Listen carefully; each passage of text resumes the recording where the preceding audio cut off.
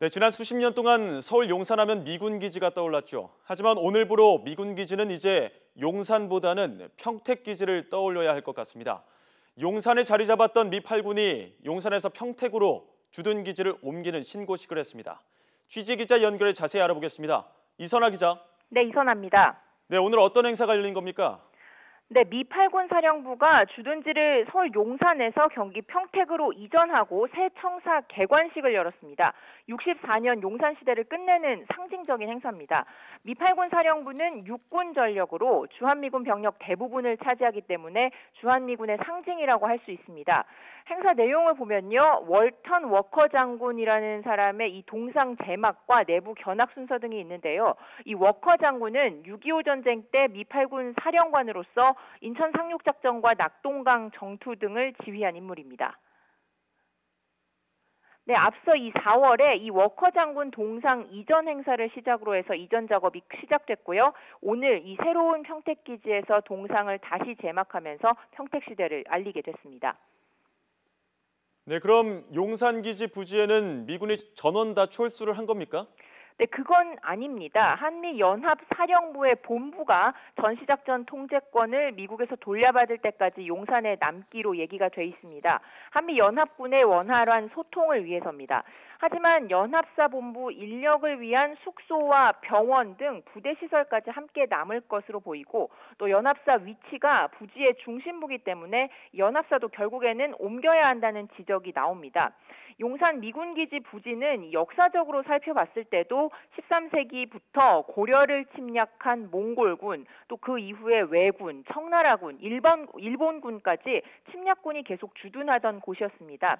이 땅을 돌려받고 민족정기 회복을 위한 녹지로 만든다는 게 이 반환 계획의 기본 취지라고 할 수 있습니다. 그래서 이 앞서서 미 8군 골프장이 반환을 됐는데, 이 반환된 뒤에 지금의 용산 가족공원이 된 겁니다.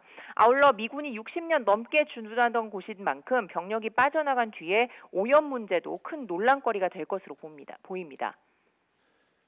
네, 평택 기지가 통합 기지로 알려져 있는데 그럼 다른 주한미군 부대도 평택으로 옮겨가는 거죠? 그렇습니다. 용산의 미 8군 사령부를 시작으로 나머지 주한미군도 평택으로 이전합니다.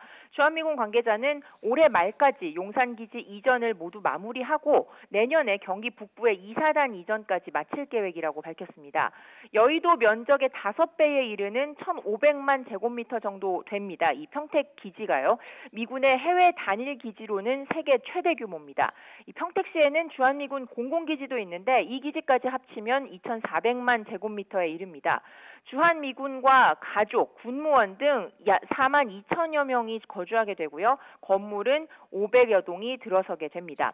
기지 이름은 캠프 험프리스라고 합니다. 험프리는 1961년에 한국에서 순직한 미군 준이라서 이 기리는 의미로 이름을 그렇게 짓게 됐습니다.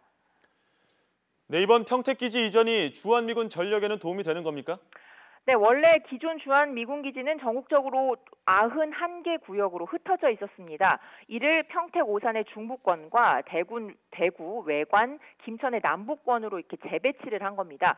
주한미군의 안정적인 주둔 여건을 보장한다는 게 목표입니다. 이렇게 효율적으로 재배치를 하면서 면적이 기존의 2억 4천만 제곱미터에서 7,600만 제곱미터로 확 줄어들게 됩니다.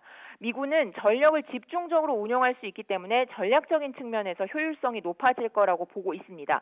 하지만 여전히 북한의 이 신형 장사정포 등의 타격권에 있기 때문에 이에 대비해서 무기체계도 보완될 것으로 전망됩니다.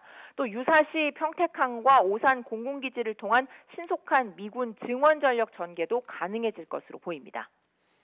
네, 통일외교안보부 이선아 기자 이야기 들어봤습니다.